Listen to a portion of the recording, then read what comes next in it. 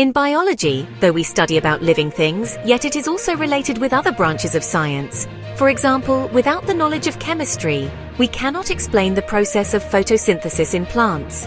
By the union of biology with other branches of science, many new branches have developed. Some examples are as under: Biophysics. It is a science that uses methods and principles from physics to study the mechanisms of biological systems. For example, physics explains the first type of lever. The principle of this lever is used to understand the movement of arms and legs in biology. Biochemistry. The study of different compounds and chemical processes in living organisms is called biochemistry.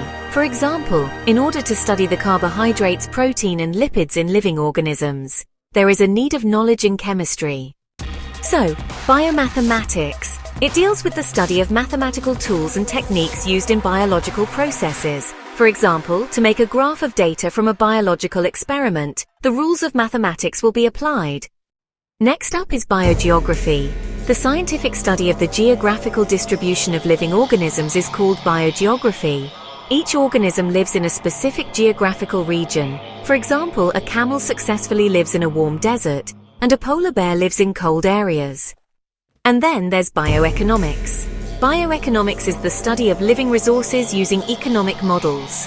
Basically, bioeconomics helps to estimate the benefits or losses of a business related with living organisms. For example, the cost value and profit value of the poultry business can be calculated.